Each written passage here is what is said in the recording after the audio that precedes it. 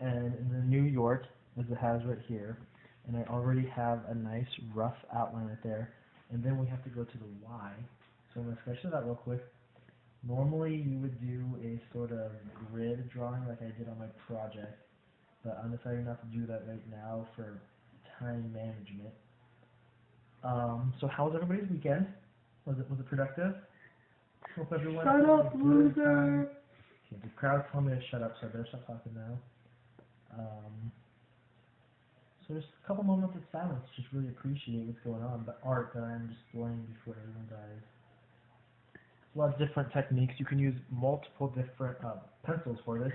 I'm currently using the graphite drawing since 1889, actually, the 2B, the green version, that is. I'm arching up in the Y now. It's very important to arch up in the Y, or else it won't be a Y. Okay, we got the arch going. That was good.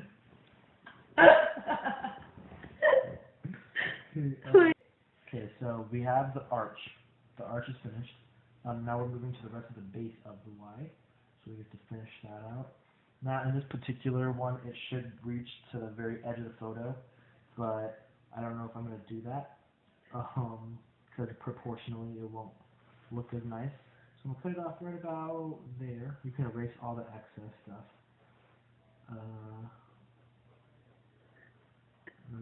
going to go down for a while. There we go. Looking pretty good. Nothing too messy. And you see how this part kind of goes underneath everything. So we're going to have the Y loop down like that, almost like a J. And now we have the tail of the Y. I like to call it the tail or the hook, depends on the person. But I like to think that my Y's are tailing, not hooking. That's weird. So we're going down, looping around.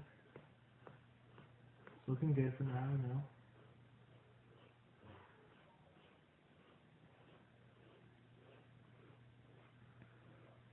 So, yeah, nice.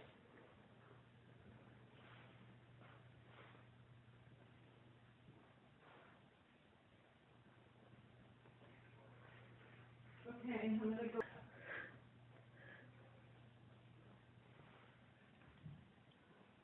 So as you can see, my Y is not very straight. That's okay.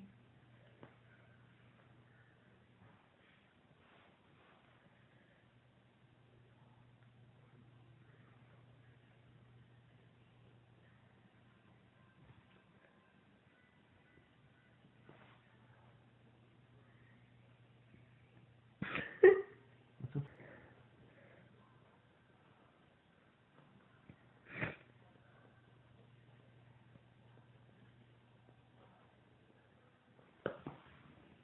Hey, Noiser.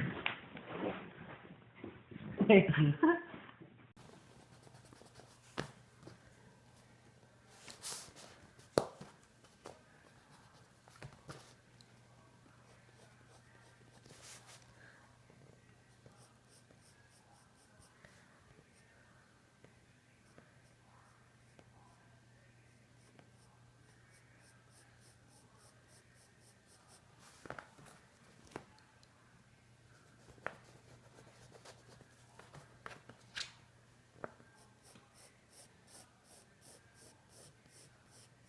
Can you explain the mistake you made? Okay, so it's a very common mistake in the art world. Um, I didn't get my dimensions quite correct. I made this part of the Y. Can you see that? This part of the Y a little bit too small, and it needed to be bigger. So I corrected it by using what they call an eraser. And what the eraser does, it gets rid of some of the graphite by applying the eraser to the paper, and in particular the graphite part of it. And once you do that, the graphite is gone, and you can continue drawing as if it was a blank slate. Yes. And so now we have the base of it, the blue part of the design. Now we're going to outline it with the red. Don't laugh at me.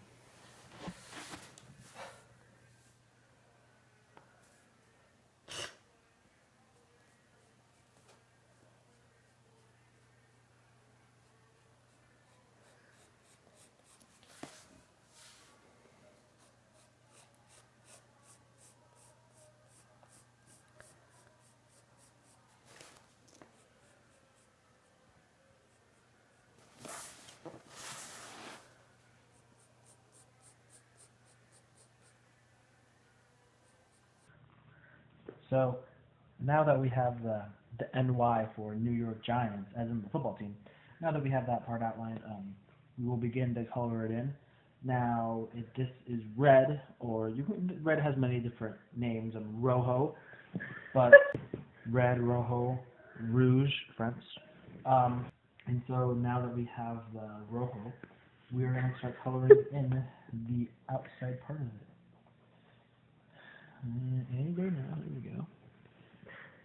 Now, coloring in the lines is a lot harder than teachers make it out to look. It's really a skill that you have to adapt to, really learn, focus on.